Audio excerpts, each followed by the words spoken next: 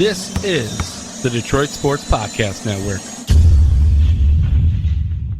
Hey, this is Brian Peña. I always join the Vito podcast, the best podcast in the United States.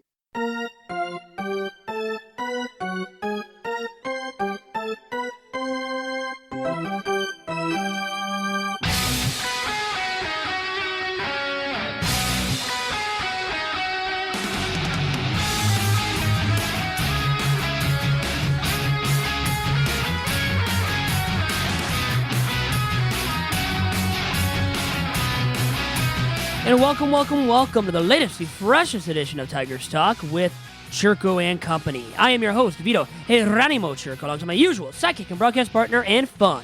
That is Doc from Doc and Jock. John Charles Macaroon. John, how are you doing? Vito, what a week for the Detroit Tigers. One victory, Wednesday versus the Kansas City Royals. We got a lot to get to, actually, in terms of what we saw. Ron Gardenhire continues to get thrown out of games. The team is not responding to certain messages from the coaches. Obviously, when you have a play, I don't think in my entire life watching Major League Baseball, at the pro level, have I ever seen a player steal home, especially with the pitcher looking right at him. That situation where Alcantara is not paying attention and Leonis Martin is really focused in and steals home, that was embarrassing at the highest level. And when I saw that play, it kind of raised a lot of red flags, Vito, and we're going to talk about them, especially in combination with Friday. You and I were in attendance at the ballpark there at Comerica Park, and just earlier, prior to our arrival, Nick Castellanos was addressing the media, and when a player speaks freely to the media regarding what happened, he made news, actually, in terms of what he decided last season in terms of his role on the team, and it sparked a lot of controversy, and I want to start there because Nick Castellanos last Friday, he was interviewed by the media, and he was discussing his situation. And obviously, as this season has progressed now, as the losses have mounted up, Nick Castellanos and the rest of the team are kind of feeling it a little bit. And it's frustrating. You can tell the players aren't as happy. They don't got the pep in the step like they used to. And it's obvious when you lose a lot, it's difficult to go into a clubhouse and then start asking questions and things like that. But before the game,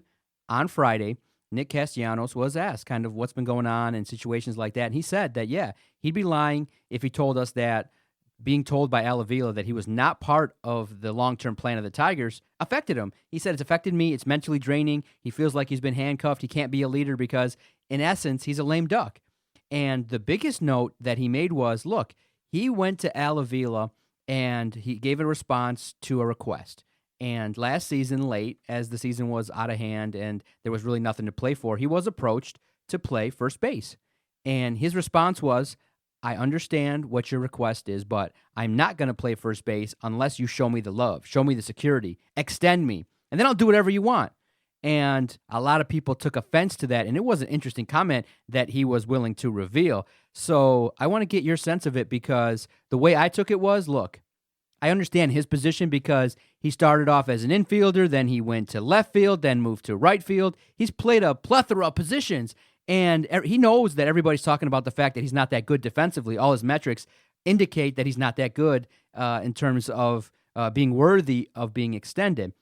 But others say, look, if you would have taken that opportunity, maybe you're actually more of a natural first baseman, work there, show other teams that you're willing to potentially go outside your comfort zone, work at it, and maybe even just maybe that's a small sign to the Tigers that, you know what, if he works at it, this is a guy maybe that can be part of the long-term plans at first base. But by then, I understand both sides, but I think Nick probably did the right thing for him in terms of saying, look, you guys have jerked me around, and look, there are times when athletes will say things to the media, but also times where they will not say things to the media. Look, you don't think Nick Castellanos is eventually going to get tired of playing for the Tigers? He realized, look, if I say this to the Tigers, they're probably not going to be too thrilled to hear that a player, an employee of the team, is just going to refuse a request. So he knows, unless you're oblivious, you know that if you make that statement, if you did something like that, I'd be like, Vito, what's wrong? Something's up. We're going to have a talk. You don't just go tell Al Avila I'm not going to do something. How do you do that? So he knows potentially like, okay, this relationship's over. He knows already. He knew that he wasn't going to get extended. That's why he went out and got a high-powered agent. So he knows. So eventually speaking, both sides recognize. Al Avila said, look, you're not really part of our plans anymore. We don't think we can justify paying you $15 million. And Nick is like, fine, then stop asking me to play out of position. I'm going to play one position, come to the ballpark, handle my business, speak freely, and then I'm out. And so both sides have their points of view, but it was a fascinating look at the business side of it. And it was a little bit unfortunate to hear Castellanos say, you know what, my love of the game kind of has been tested a little bit. The boyhood dreams and joy sometimes have to take a backseat to the business side. And that's exactly right. The thing is, how long can he keep saying that because of the contract looming over his head and his, uncertainty and really seeing that he's a lame duck, having that lame duck status? How long can he keep utilizing that as his excuse/reason for why he's struggling and not hitting up to par based on his previous 3 seasons from 2016 through 2018 when he looked like he hit his prime, started to really come into his own at the plate? He recorded on average an OPS of 831 from 2016 to last season. This year, below that mark, OPS-wise, only at 754 through 66 games. So not hitting up to par, not performing like an all-star caliber hitter, which is what he wants to get paid as. So he's not going to at this point. And then I get it a little bit, what you were saying, and from his standpoint about, well, if you're going to end up trading me anyways, and I'm not going to have a long-term future here, well, I'm not going to be willing to go to another position and to learn it. And then to be traded to another team and maybe not even play that position again. Or just, you know what, I'm not going to be here long-term. I'm going to end up playing for another team. So I'm not willing to adjust for you on the fly. So I can see that a little bit. I give it a little bit of credence. But at the end of the day, what if guys continue to do this now? What if he starts to trend with the younger ball players on the Tigers and more guys end up doing this now where, hey, if I don't know my future for sure moving forward, then I'm not going to do what you told me to do. When you're my higher up, you're my superior, you're my boss. Pretty much, he's saying F you to his boss.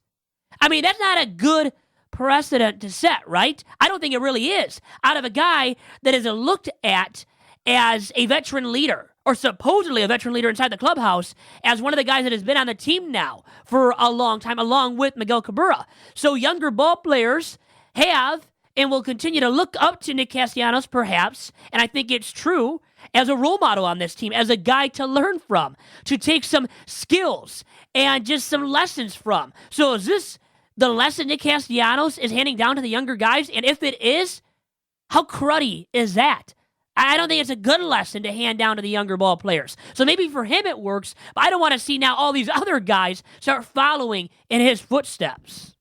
So you're taking more of a pro-team approach to this Well, yeah, one. he's not a team player. He's a sucky team player. He's not a true veteran clubhouse leader, which is what the Tigers are expecting right now, even when they're in a full-on rebuild mode, and they know they're not going to win. You still need some veteran leaders inside that clubhouse, such as a Nick Castellanos. And I would say, based on his previous comments, recent comments, Doc, he's not proven to be that true veteran leader. See, I would say that the organization hasn't allowed him to be a leader. When you don't sign a guy and you basically tell him you're not part of our future, how's he going to go in there and rile the team up? Everyone knows that as part of the clubhouse. That's why these guys get affected by that, and that's why they want their deal extended. They want to feel like, okay, I'm part of the team, I'm part of the group. When you walk in with no deal and everybody knows you're not part of the group, then they can just disregard you. They don't have to listen to you. They don't have to really show you anything. You don't have the role of a leader if you're not part of the group long term. And I think, those dynamics are real. And so the part that everybody's kind of honing in on is, has Al Avila, in the method in which he's approached this, maybe mishandled it because of the fact that he's kind of been open to the media and said, you know what, last offseason, hey, what's kind of been going on with the talks with Nick Castellanos? And he came out and said, well, there really hasn't been any talks. And so when you reveal that, you basically say there's no market for Nick Castellanos. That can't help Nick's pride or ego saying, well, no team called. No, so Al Avila at the same time, many people believe has diminished the value of Nick C in terms of what you could get in a trade. I don't think that Nick C is going to go to free agency. He's going to be traded. Do you think that if he does leave, does he have an opportunity for a career resurgence, or because of the fact that by all defensive metrics, he's just not worthy of a $15 million deal? Is his marketplace around what he's making now, $8 to $10 million a year? I think that's probably where he should slot. I don't see another organization dropping a bunch of money on him. I don't think he's the next JD Martinez. The value, the rate for Nick Castellanos is probably around $10 million a season. He's diminished his own trade value by not hitting. up to par this season. He is a hitter. Has to be a guy that performs at the plate, or he's not going to be really attractive and gone after and just a guy in high demand overall wise. So he's done it to himself by not hitting up to par. Based on the numbers he put up from 2016 through 2018, well, he has been a better hitter than he has showcased thus far this year. But at the end of the day, he still is only 27. But if you shifted him over to first base, he has to produce much more even than he has when he has been successful the past 3 seasons. One of the seasons in 2017, he hit 26 bombs. He drove in 101 runs. He had 23 bombs last year, drove in 89 runs. Well, he's not on pace for that right now. Only 24 ribbies. That's not very good out of a guy that has been hitting number 3 in your lineup for a large portion of the season, a guy expected to be a supremely consistent run producer, and he hasn't been thus far, and because of that, once again, I truly believe he has diminished his own trade value. Al Avila and all of us can come out and say whatever we want about his, subpar defensive qualities out there in right field and just subpar defensive skills, but that means that, Nick Castellanos, it's on you to hit the hell out of the ball, or at least to do it much more consistently, and that's why I believe he's been a guy that's acting entitled. He's been a guy acting like he's much better than he really is. He's no Miguel Cabrera, okay? He's no JD Martinez. He's acting like he's been a guy on this team now for a while that has produced huge numbers, astronomical numbers, north of 25 bombs, north of 100 ribbies a year. He hasn't done that, Doc, outside of 1 season with the Tigers, and that was 2 years ago. So right now, he's acting like a guy, once again, that consistently is producing all these bombs, all these RBIs, and is a consistent all-star year in, year out. Guess what? He hasn't made an all-star team yet. He hasn't won a Silver Slugger award. So he's not a supremely effective or just productive run producer. And he's not one of the best in the league with that being said. So when you can't field on top of that, it truly diminishes your trade value. And when you have a subpar campaign at the plate, as he has thus far this season too, it just further devalues what you are and what the Tigers can get in return for this individual named Nicholas Castellanos. Tough situation all the way around. Do you feel like, the sooner the better for Nick C to be traded? Do you see him? I mean, this situation could be really, really bad. I mean, if there's no trade market, if, general managers across the league are trying to lowball Al Avila, there's a situation where he might not be gone, and you just have to let him go for nothing. Is that something that could legitimately happen? How do you see this playing out? Well, there has been some trades that Al Avila has made and other teams have made where the teams haven't gotten a lot in return for these guys, such as Nick Castellanos, who, once again, I don't know what his ceiling is / upside is at this point. He is only 27, but if you have to shift him over to first base, that further devalues his trade value. And then I don't think he is a great enough home run hitter and run producer to be that sexy first baseman, the guy that teams clamor for to play first base, whether it be a team that signs him in the offseason to play first base, or a team that trades for him now in the near future to have him play first base for their team. So that also hurts his trade value and limits what the Tigers can get in return for his services. So once again, I truly believe it's upon his shoulders for why his trade value isn't high right now. But could he still, be a productive hitter, a guy that makes an all-star game in his career? Sure. But he's not the guy that I think teams are going to clamor for as that July 31 non-waiver trade deadline nears, or even in the offseason. Because, with him having the agent Scott Boras, well, he's looking for big money to be paid handsomely in the offseason. At this point, at the pace he's going right now this season, Doc, he's not going to get paid handsomely, and nor should he. So yeah, Vito, tough situation all the way around. I just don't see how this is going to end potentially with how everything played out with Nick C, Al Avila. It's a really tough situation, and it must put Ron Gardenhire in a tough situation because he wants, obviously, what's best for the team. And, he did say, though, earlier this year in interviews that Nick C would play first base or they would entertain it a little bit later on if the season got out of hand. So maybe if Nick C revisits this and it's not set in stone concretely that, if Al Avila goes, look, Nick, if you do well, if we see some progress, maybe there's a chance to get you here on another 1-year deal if you want to stay with us and be part of this. But I just see this ending in a situation where potentially he could leave where we get nothing for him. Or when you look at it, he could be traded, but not at the value that anybody else wants. And that's where I think a lot of fans are now actually looking at the rebuild, Vito. I want to talk to you about that before we take our first break, because with the losing, obviously, I'm not as angry as a lot of fans are because it's expected. The part that obviously frustrates us, you and I, every week is the fact that the play on the diamond is not as crisp. There's a lot of mental mistakes. You see now runners stealing home because of the fact that the players are not communicating. So that leads all of us to believe that people are not into it.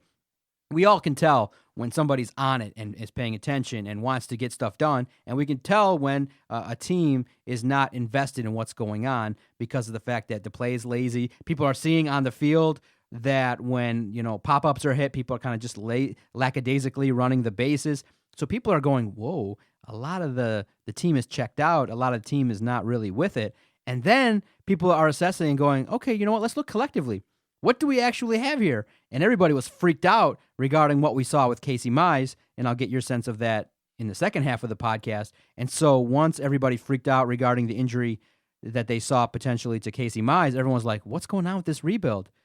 At this point in time, the rebuild is really, really at the ground level, and a lot of players still got to be acquired, but I think it's safe to kind of critique the fact that, you know what, this rebuild may not really happen as fast in terms of success that maybe everybody wants. Especially remember that pitchers take a minute to develop, and sometimes pitchers don't really hit their prime until 27, 28. You got a plethora of 21, 22-year-old pitchers, 5 years, and that's still with the notion that it's a maybe that some of these pitchers are going to succeed. And so people are evaluating the return that the Tigers have gotten from all these trades, and they're realizing, you know what? This doesn't look like the rebuild of the White Sox. This doesn't look like the rebuild of the Astros, because the names that they got, the Carlos Correa, the players that the White Sox are starting to bring along the pipeline in their drafts in free agency, it doesn't appear that the fans are looking at this rebuild with a lot of confidence. Well, the thing is, the Astros and White Sox have had position players they've accumulated that have come up and have the all-star caliber ability for the future, or are producing like all-stars right off the bat pretty much, such as the aforementioned Carlos Correa of the Astros, the Houston Astros starting shortstop, Jose Altuve at second base, George Springer in the outfield, in right field. I mean, you've had all these different dudes that have come up, and for the White Sox, Yohan Moncada, who has started to hit tremendously at second base this season. Eloy Jimenez, an outfield prospect for the White Sox, has come up, should be able to grow into a full caliber, like all-star hitting outfielder in years to come, Doc. The Tigers don't have a lot of those great position player guys, really anybody that can be considered great when it comes to position player prospects on the farm currently. So people have been up in arms about how long this rebuild has taken, about the lack of position players on the farm that look like guys that could be of the caliber that become all-stars at the major league level one day. Besides for Riley Green, really, right? And Nick Quintana, who then they took in the second round, third baseman. Riley Green could become that all-star caliber hitter at the major league level. Just he's only 18. He's very young, so it's going to take 3, 4, probably 4 or 5 years for him to reach the bigs even. And then maybe it takes him 5, 6, 7 years to become an all-star caliber hitting outfielder. So you have all of that added up, Doc, and you have to realize, yes, there is a reason to be a little bit disappointed with the Tigers' rebuild, but expect the losses, expect for what has been happening to continue to happen, because a rebuild is long-term, typically, when you do one that is effective. So you got to deal with all the losses that pile up over time. And you just got to get used to a guy like Nick Castellanos maybe not going for a lot in return as well. So another reason for disappointment. Al Avila hasn't always made the best deals, has made some shrewd moves that have worked out, but some other ones with some higher-end dudes, the guys that we thought we could have got the middle to top-tier prospects in return for, such as J.D. Martinez when the Tigers dealt him to the Arizona Diamondbacks. Well, that didn't amount to the type of coup or return that Tigers fans wanted for JD. And I think the same is going to be said at some point for Nick Castellanos, Doc. How satisfied are you with the rebuild? Are you hopeful? Are you saying, you know what, I think in a couple years you're excited to see Manning, Burrows, Faedo, Mize. You're excited to see the plethora of young arms. And then when the Tigers are ready to spend, you have hope that they're going to actually bring in talented individuals. Are you feeling hopeful? Or are you saying, you know what, you're leaning now more toward, you know what, it's going to be really, really a long time. But you also have to recognize and realize other teams are rebuilding, and they've got a little bit of a better head start because they already got better players than the Tigers do. It seems like the Tigers are really, really at square one in terms of just getting rid of some of the guys that they're not going to no longer utilize. And it's already been a couple of years, too, which is why the fans are up in arms. But remember, the White Sox rebuild, which has been deemed as a better rebuild, okay, has been an elongated rebuild, though. And just finally, they're starting to turn the corner, or at least be a team that is hovering around 500 and becoming more and more competitive by the day, by the game. But still, only hovering around 500. So they haven't officially turned the corner. They haven't officially become a true contender for the American League Central Division crown, which maybe they should have by this point. So their rebuild has been elongated, prolonged, you name it. And still, they're not true contenders in the American League or the American League Central Division at the very least. So, for as good as your rebuild might be, and maybe as bad or as mediocre, I would say is the better way of putting it for the Tigers' rebuild thus far and how to describe it. As mediocre as it has been up to this point, Doc, doesn't mean it's going to continue to be mediocre or that it's going to lead to the Tigers never getting good again. There is still hope and light at the end of Tigers fans. So the Tigers' rebuild, it might last longer than what we want it to be. And it might not look bright and positive right now. It might not look great for another year or two. But eventually, there is a little bit of light at the end of the tunnel at least. And it comes down to the arms on the farm, such as Casey Mize. We'll get into his injury in the second half of this week's episode of Tigers Talk. But also, it's Bo Burrows, Matt Manning, all of these dudes that could become starters and effective ones at the major league level. So, and Alex Faedo as well. So we can't just give up on this rebuild and throw our arms up in the air and say, hey, it's never going to lead to a winning product for the Tigers again. It still very well could, even though the results haven't been the most positive thus far.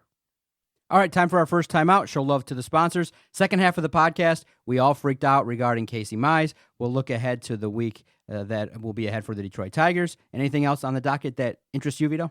Well, we'll have to look at the guys that we think are going to hit the home runs. How about that? We'll have to do our Dinger forecast. We got to get into that in the second half of this week's episode of Tigers Talk as well. And Doc, as you know, our two fine sponsors of Tigers Talk are the Detroit Sports Commission and DC Sports, located at Lakeside Mall in Sterling Heights. And first, with the Detroit Sports Commission, it has been bringing marquee events to the Metro Detroit area since 2001. And to find out about all of the events they are bringing to our very region, that is the Metro Detroit area once again, please follow the Detroit Sports Commission on Twitter and on Instagram at DET Sports. And make sure to check out the Detroit Sports Commission's terrific website at DetroitSports.org. And then for Detroit City Sports, perhaps better known as DC Sports. You can follow DC Sports on Twitter at DC Sports Detroit. Also, check out their fine website at DetroitCitySports.com. And DC Sports has a terrific signing coming up with Sweet Lou Whitaker himself, on June 30th. Go and check it out. And once again, to find out more info about that signing and all of the authentic sports memorabilia located at DC Sports and online for DC Sports, please go to DC Sports' terrific website at DetroitCitySports.com.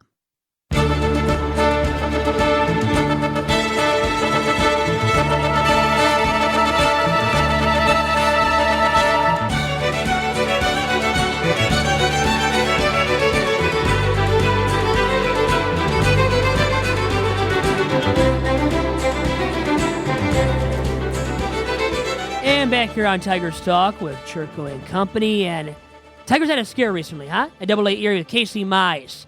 And people thought the worst-case scenario were just, losing their cool on Twitter.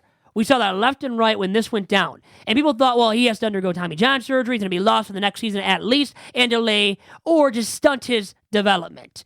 Well, let's not jump to that conclusion yet, as it's not as bad as we once thought regarding Casey Mize in this injury, as an MRI revealed slight inflammation in his shoulder. So that's a good sign from Casey Mize. Could have been worse, obviously, from the Tigers' top pitching prospect and top overall prospect.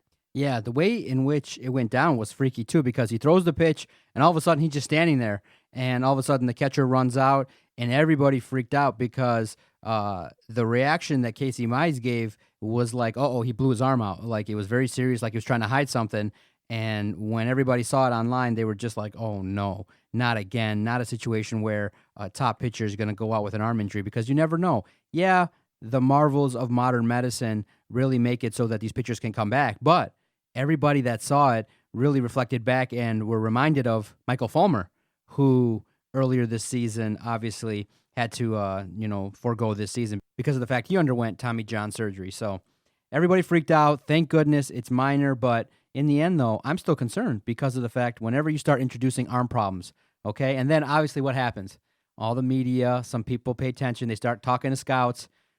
What did they say about Michael Fulmer, Vito? What did we kind of get nervous about in looking at Michael Fulmer? They said, his delivery can potentially lead to significant arm problems. Well, a member of the media, Tony Paul, came out and said, well, I talked to scouts too, and they said the exact same thing, that Casey Mize has a delivery that potentially could lead to arm problems, which frustrates me because, okay, if a scout can see that, are the Tiger Scouts seeing that? Why aren't they correcting his motion so that he can have a luxurious, long career, ripe with health and things like that? I do think that, this notion of how these pitchers are delivering the baseball has to be looked at because of the overwhelming number of guys that blow out their arms. Yeah, way too many of them on a yearly basis, and young guys that are doing it too. And we've talked to Tommy John's relatives and his son who's done work and said, look, we got to reshape how we're delivering the baseball. We got to teach these young pitchers how to throw the ball and have more elasticity in their arms so they can go 100 pitches, 110 pitches with really no problem. So I'm nervous regarding Casey Mize. I hope he comes back. And like I said, it makes you nervous regarding all the talent that they have, because let's say, just for example now, you got Funkhauser, you got Burrows, you got Faedo. What if 3 of those guys just flame out? What do you do? Because you've basically put a lot of eggs in the pitching basket. Vito, if it doesn't work out, if a couple of these guys flame out with injuries, if at least 3 of them don't hit, we're talking potentially, Vito, you'll be 40 years old. You'll be my age recording episode 1,000. A real old man at that point, huh? You'll be recording episode 1,000 with a new crop of players that, again, might also have to wait 3 or 4 years. So it's scary. It's a scary time right now. A lot of these guys got to start producing at a little bit higher clip for the fans to kind of at least calm down a little bit. Casey Mize placed on the injured list with right shoulder inflammation officially. Minor inflammation. So, and I guess they labeled it, I don't even know what the hell this means, but minor posterior shoulder inflammation. Anyways, right shoulder inflammation. And they're going to baby him. Why rush him back to pitching at AA Erie or anywhere? He shouldn't be rushed back. Don't need to do so. The Tigers are in this full-on rebuild mode. They don't need him up at the big league level right now to win ball games. So forget about him pitching the rest of the season almost. Worry about his long-term health, because that's going to dictate how well he does in the long term. Dictate his long-term future, and whether that amounts to him becoming a big league arm that is effective every 5th day and becomes a frontline starting arm more specifically, which is what the Tigers envision him becoming, and all of baseball right now envisions him becoming, as he's a top 5 prospect in all of baseball. So you don't want to worsen this injury and risk worsening it by rushing him back right now. So almost, I would say, forget about the rest of the season and let him sit out the remainder of it, Doc, and then just see how he does in the spring as he rehabs the injury and just more and more goes through the recovery stages of this injury and gets back to full health, you would imagine and hope, by the beginning of next season. Tough times, huh? That was scary. What was your initial reaction when you saw it? Where you're like, oh no? Yeah, that was my tweet. It was like, oh no, not again. Look bad, and like you said via Twitter, oh no. I mean, I think everybody was up in arms and saying, oh no, out loud or inside their heads, because he's their number 1 prospect. He is what the future of the Tigers are dependent upon, right? Everybody's banking upon Casey Mize becoming a frontline starting arm one day, and very soon. By next season, mid-next season, I think people want to see him up at the major league level and being that Justin Verlander-esque ace already. Might not be that good right away, guys. So let's be a little bit patient here. And now with this injury, he might not be ready, let's say, until 2021 perhaps. But is that the worst thing in the world when you're not going to compete until then, or 2022 or 2023 maybe even? It's not, Doc, and it's not, guys, which is why, with this injury not being as severe as we thought it maybe was initially, like you did and everybody else on Twitter, it's worth a sigh of relief from all of us, and it's worth being patient with him recovering from this injury at the same time. Whew. man, the process of a rebuild was tough. I enjoyed covering the game with you. It's sometimes very fun, and we get a chance to go down to Comerica. Most of the time, we decide that one of us will cover a game, but going down together was really interesting and things like that. But again, the weather makes it tough, and that series, to wrap up this podcast, the series versus Cleveland was really disappointing. I mean, they've lost now, at the time of this recording, 17 of 19 games. They haven't Is that played. bad, It's by real the way? tough, real tough. Ron Gardenhire obviously starting to show frustration. I'm not so sure I'm impressed with the fact that he keeps getting thrown out of games. I just think that, stay in there. They need you. He's trying to fire up the masses, though, fire up the troops. That's his logic behind that, I'm telling But you. the more you do it, the less impactful it is, in my opinion. Once in a while, okay, you want to take the burden off your players, but look, there's going to be blown calls, there's going to be missed opportunities, and in the end, most people expect you to lose anyway. Why are you getting all fired up? Just figure out a way, and that's where I want to end this podcast. Do you think that, potentially speaking, is it a talent issue with the Tigers, or has Ron Gardenhire lost this team because of the fact that, there's going to be a lot of losing?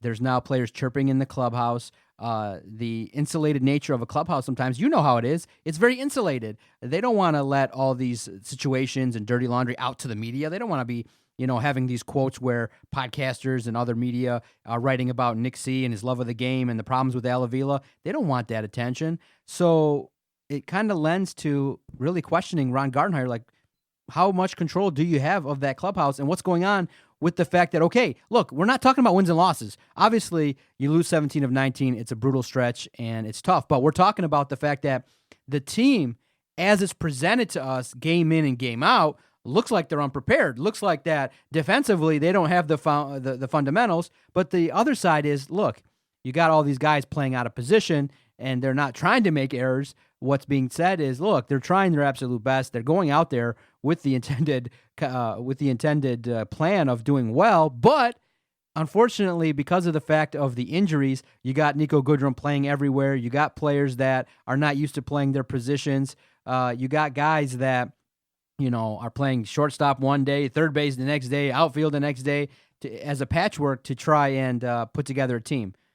Is that a valid excuse in your mind, or are you saying, Ron Gardenhire has to tighten the ship, they got to do some defensive drills and figure this out because of the fact that they're making major blunders, major amounts of time, and it's getting frustrating to watch? By the way, two really positives in the last week on Twitter for me. Follow me at Vito Jerome to make me happy and sleep at the end of the night. But anyways, Tigers, did you see that? Commented on my tweet, quoted it, and let me know that they liked my tweet about Avicii levels by Avicii playing before Ryan Carpenter took the mound on Friday night at the game that we both were at, that you were taking photos at, and you didn't even realize what Levels is. And, well, the song was Levels that was playing before the game. It is by Avicii. Legendary song. I loved it in college. Would jam out to it. It's a classic dubstep song. People love it all over the world. And I gave a little shout-out to the Tigers, saying that I loved it, how they were playing Levels before the game. Then I found out it was Ryan Carpenter's song. But anyways, I got retweeted by the Tigers for the first time ever. Making history there. So a big positive on Twitter for me right with that. Also, just how before we started recording, Doc, Carlos Torres, do you know the name? Right-handed reliever on the Tigers. Followed me. Did follow you too. Probably. Cool. So he followed us. He's validated with the blue check mark on Twitter already too. I saw with only that. like 700-something followers. I saw How about us giving us some love with the validated check mark on Twitter? But still cool from Carlos Torres, who can throw it a little bit. But when you bring up the quality of the team and the talent level of the team that Ron Gardenhire has to work with game in, game out, well, that's the reason why the Tigers have struggled. I don't think any skipper, whether or not the guy is the greatest skipper in the world, Tony La Russa, Sparky Anderson, Joe Torre, you name the guy, and legendary skipper, I don't think that guy would have a chance with this team and how it's structured. Would not have a chance with this roster because the roster isn't good enough to win on a game-to-game basis at the major league level. Not when you're trotting out there Buck Farmer and, Daniel Stump and Bobby Wilson now as a backup catcher and Gordon Beckham and other guys, Noel Lugo, Ronnie Rodriguez. When you're trotting out those guys on a consistent game-to-game basis or even every other basis, Doc, it leads to a lot of L's. The losses are simply going to pile up because of the lack of talent on this team, the lack of parity from the Tigers to the other teams, even just in the American League Central Division, Doc. So I don't think it's about Ron Gardenhire and him losing control of the team or the team just now tuning him out in his message. It's not about that. I think it's about the talent level on this team. The Tigers being so depleted, having such a lack of talent that they can't compete. Not just with the big boys, but even with the other subpar teams or mediocre teams, because the Tigers are subpar, well below 500. As you said, losers of 17 of 19, might be 18 of 20 very soon here. So they've lost a lot of games recently. They have fallen on some very hard times, and that's because of the lack of talent assembled on this year's team. And it's not going to change that much moving into 2020, into 2021 as well. The team's not going to be that competitive, and it's going to lose a lot of games, not just to the other subpar teams, but also to the very mediocre and average teams that are hovering around 500, might be 500 at best, and that's because of the current state of the Tigers, not because of Ron Gardenhire or any other skipper that could be the manager right now of this year's Detroit Tigers. Good podcast recording, sir. Who the Tigers got this week? What's on So tap? we've got 2 with the Pirates as our traditional interleague now, matchup is with the Pirates. So got 2 on the road with the Buccos, who, haven't played that great of ball this season and aren't going to be that good of a ball team. And then the Indians are a team we're taking on the road. So Indians are a team that the Tigers are playing, 6 times. 6 times within a week.